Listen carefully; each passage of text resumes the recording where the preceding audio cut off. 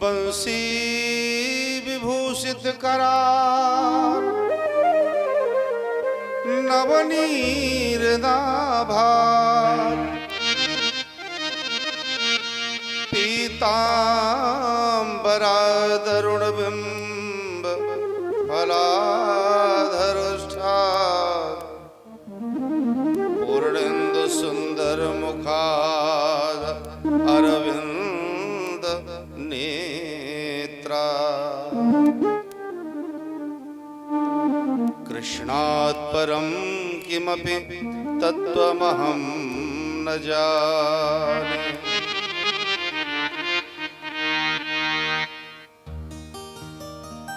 योऽन्तः प्रविश्य मम वाचमिमां प्रक्षुब्धाम् संजीवयत्यखिलशक्तिधरा स्वधाम्ना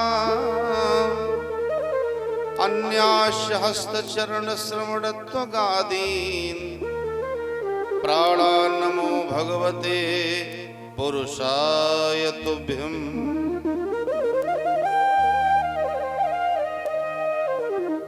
जय जय अखिल अनंत अनामय अजय अविनाशी, जय जय राधा रमण गोप गोलोक निवासी।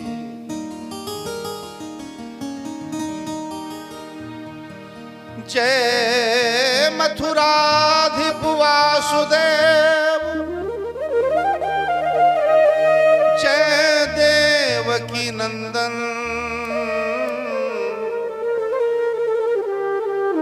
जय नंद नंदन दुष्ट निकंदन जन मन रंजन। हे सीतापति राम प्रणत पालक परमेश्वर, हे मिथिलापति पथिक मुनिन मख रक्षक सुख कर।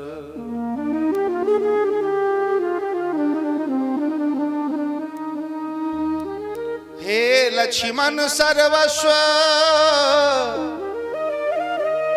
जानकी जीवन जगपति,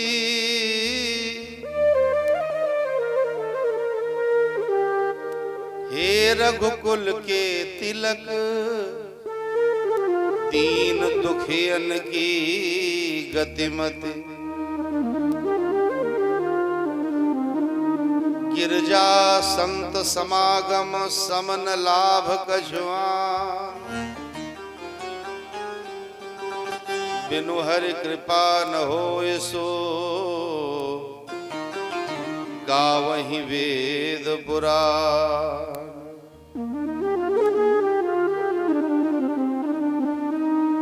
या देवी सर्वभूतेषु शक्तिरूपेण क्षमारूपेण श्रद्धा आरूपेण दयारूपेण संस्थिता। नमस्तस्यै नमस्तस्यै नमस्तस्यै नमो नमः।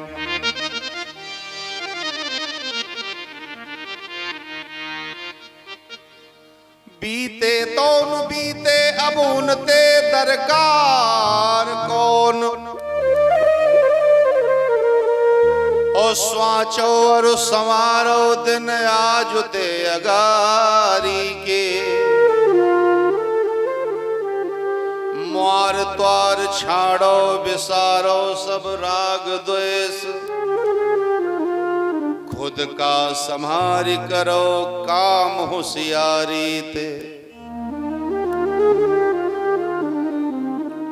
अर्चा न आवे बन चर्चा न भूल जाव, ओ खर्चा न कहे कोई संत सुविचारी के। कुमति नसाना चाहो और सुमति कमाना चाहो तो गावो गुणगान हनुमान गदाधारी। बोली हनुमान जी महाराज की। श्री सच्चिदानंद भगवान की। श्रीमद् भागवत महापुराण की। श्री यमुना मैया की। श्री गंगा मैया की। श्री काली मैया की। स्थान देवता की। ग्राम देवता की। धर्म पद का पालन करने वाले समस्त विवेकशील महानुभाव एवं धर्मानुरागी सज्जन, सती अनुसुईया सीता मंदालसा सावित्री के पच्चिन्हों का अनुकरण करने वाले परम श्रद्धा स्वरूपा मातृ शक्ति एवं बाल गोपाल स्वरूप नन्हे मुन्ने प्यारे प्यारे बच्चे, भगवान की बड़ी ही असीम अनुकंपा,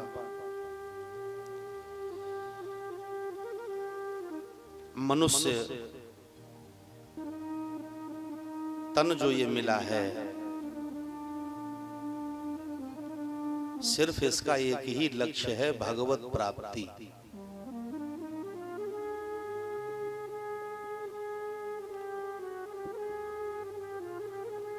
मनुष्य तन तो मिल गया, लिखा भी है कि बड़े भाग्य मानुष तन पावा, नृदेह माध्यम सुलभम सुदुर्लभम प्लवम सुकल्पम गुरु कर्ण धारा। दुर्लभो मानुषो देह, जहां पर दुर्लभ की बात आई वहां पर मनुष्य देह को बताया। दुर्लभो मानुषो देह।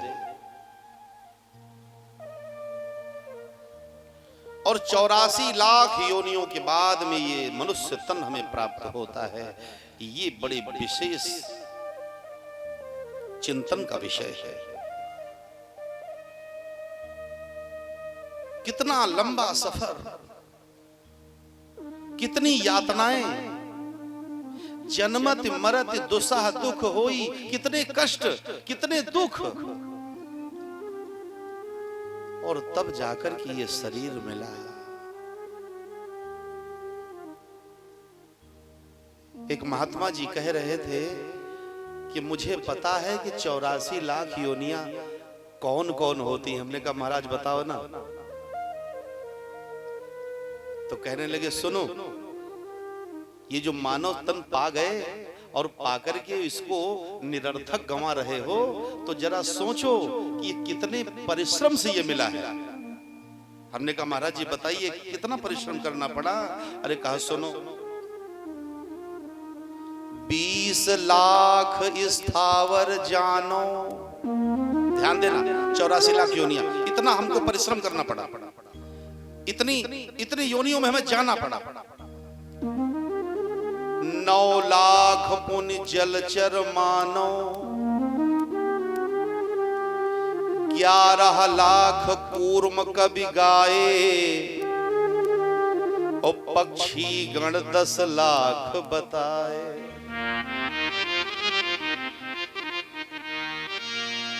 30 लाख पशु योनि सुहाई, और 4 लाख बानर समुदाई। और जब यह 84 कट जाई, तब मानुष को तन कहूं पाई। ए भाई, इतना परिश्रम हमें करना पड़ा। 20 लाख स्थावर माने पेड़ पौधे भी बनना पड़ा हमें।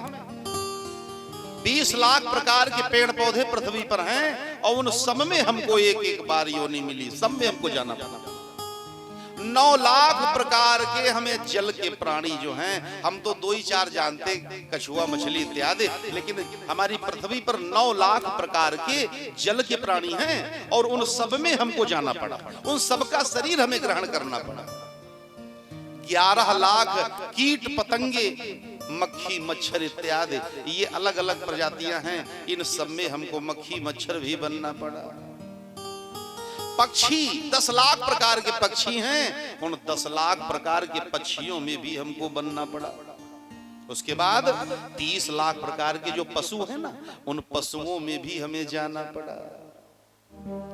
और बंदर तो 2 ही 3 प्रकार के हम जानते हैं, लेकिन बंदरों की प्रजाति हमारे पृथ्वी पर 4 लाख प्रकार की है और हम बंदर भी बने। तो कितनी बार कछुआ मछली बने, मक्खी बने, मच्छर बने, पक्षी बने, पशु बने, न जाने क्या क्या बनकर के तब हम आए। तब लिखना पड़ा संतों को कि बड़े भागे मानुष तन पावा और सुर दुर्लभ सद ग्रंथ निगावा। सुर दुर्लभ, देवताओं को भी शरीर दुर्लभ है। दुर्लभो मानुषो देह, दुर्लभ का मनुष्य शरीर है, बड़े दुर्लभता से मिलता है। एक बात आपको बताएं, मनुष्य तन पाना सरल है, मनुष्य बन जाना बड़ा कठिन है।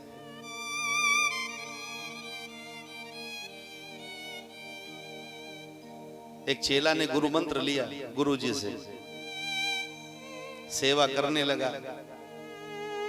बड़ी सेवा करता है गुरुदेव की। देखो भाई, वर्णमाला में सबसे पहला अक्षर है कौन? बोलो। आ है ना? सबसे आखिरी कौन है? ज्ञा है ना? अब दोनों को मिला तो क्या हो गया? आज्ञा। जो आज्ञा जिसने पालन कर ली, समझ लो संसार के शास्त्र वेदों को सबको कैद कर लिया उसने। आज्ञा गुरुणाम अविचारणीयाम,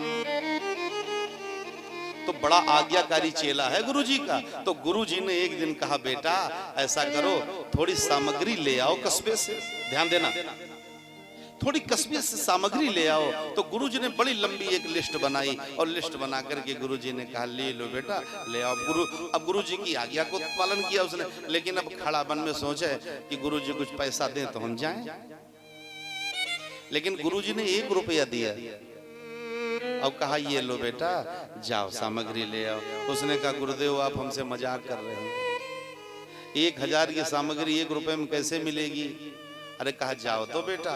कहा, महाराज ठीक है, हम चले तो जाते हैं, लेकिन ये बड़ी असंभव बात है। तो गुरुजी ने एक चश्मा निकाला और दे दिया, बेटा इसे लगा करके जो दुकान पे जो मनुष्य बैठा हो उसी दुकान पे सौदा लेना।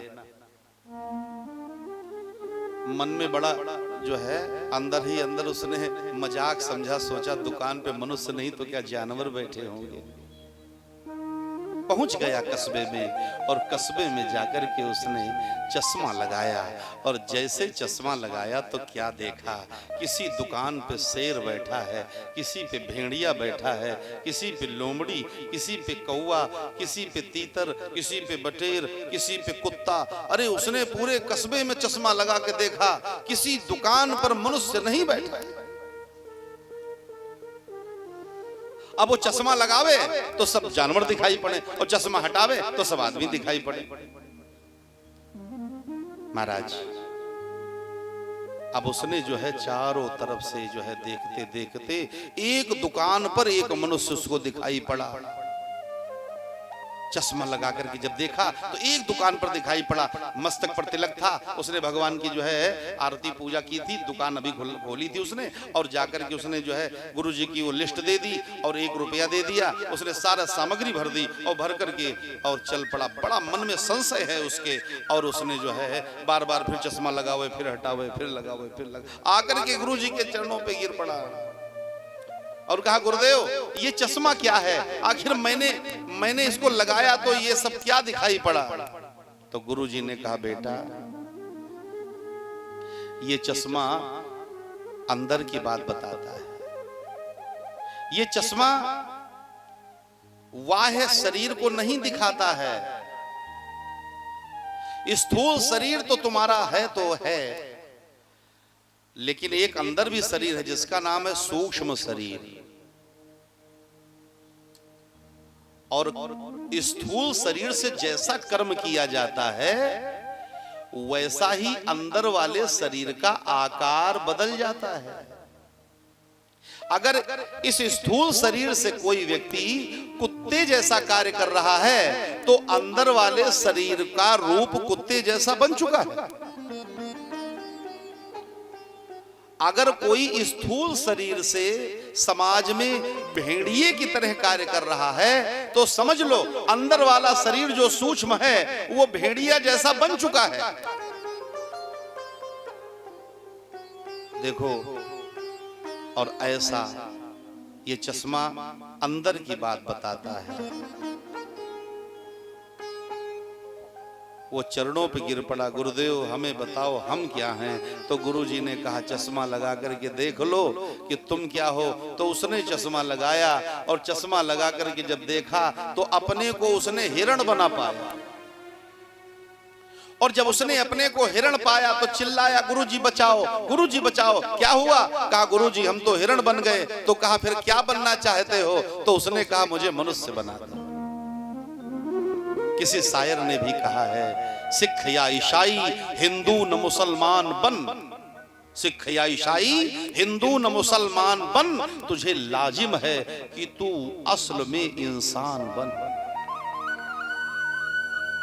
मनुष्य बनना है। और ये भागवत कहती है मनुष्य बनो।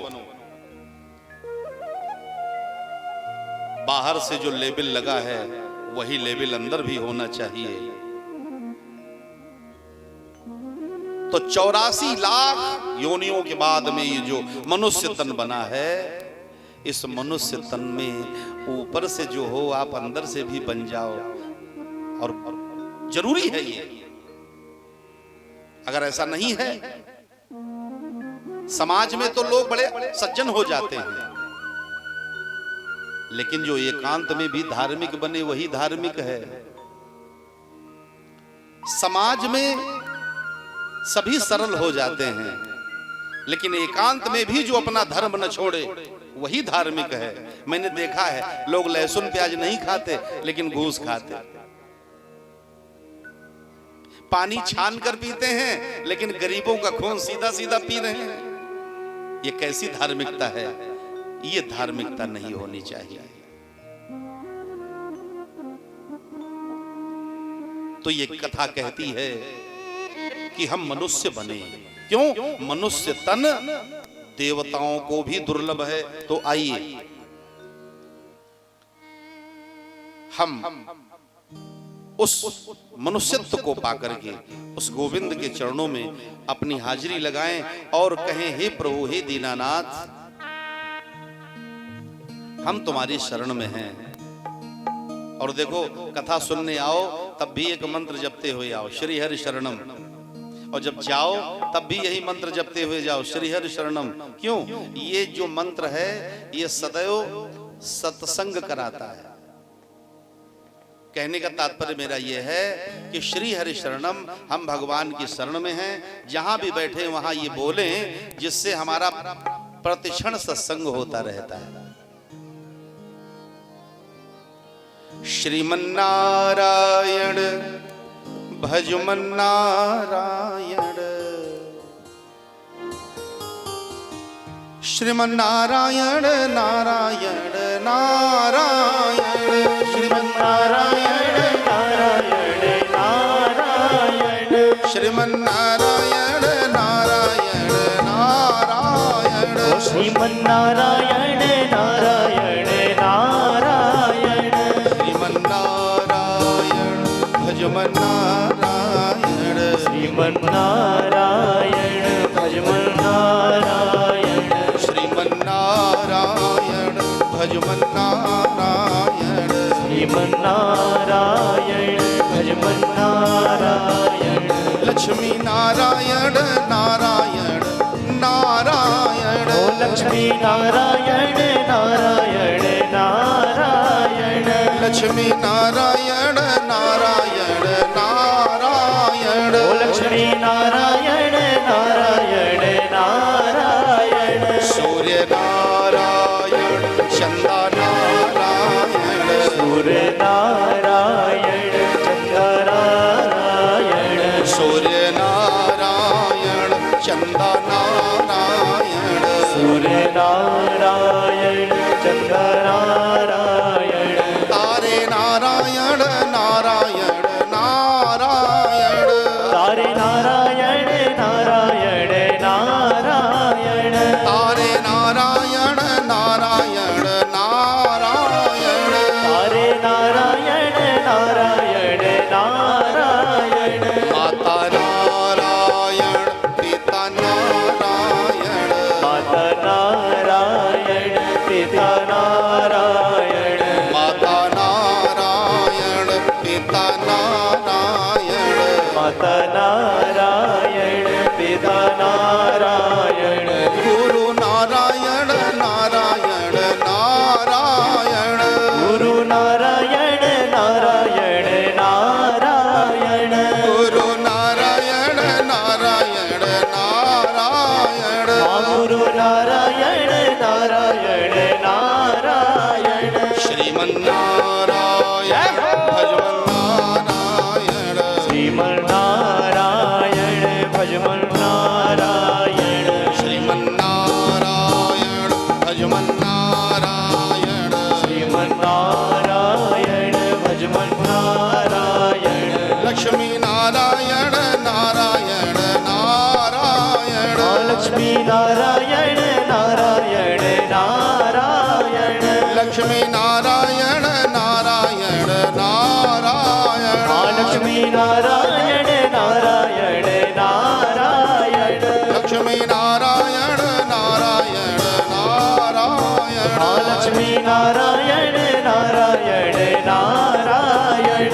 श्रीमन्नारायण भजमन्नारायण। श्रीमन्नारायण सभी का ये भाव से। नारायण। श्रीमन्नारायण भजमन्नारायण। श्रीमन्नारायण भजमन्नारायण। लक्ष्मी नारायण नारायण नारायण। लक्ष्मी नारायण नारायण नारायण। लक्ष्मी नारायण नारायण नारायण। लक्ष्मी नारायण नारायण नारायण। श्रीमन्नारायण भजमन्नारायण। श्रीमन्नारायण भजमन्नारायण। श्रीमन्नारायण भजमन्नारायण। श्रीमन्नारायण भजमन्नारायण। श्रीमन्नारायण भजमन्नारायण। श्रीमन्नारायण भजमन्नारायण। श्रीमन्नारायण श्रीमन्नारायण भजमन्नारायण। बोलिए नारायण भगवान की।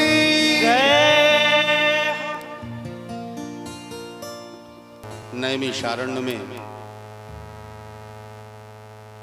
88,000 ऋषियों का विशाल समागम हुआ।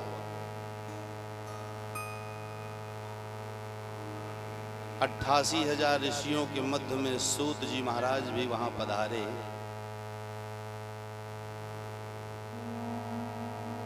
और उसी भीड़ में सौनक जी ने सूत जी महाराज को देख लिया। ओहो, जैसे ही देखा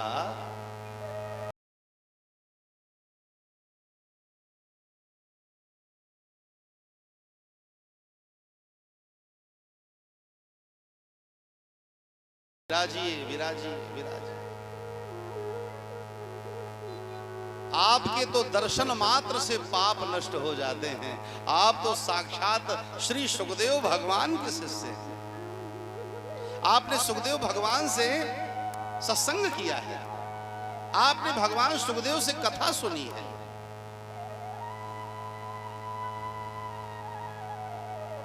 वो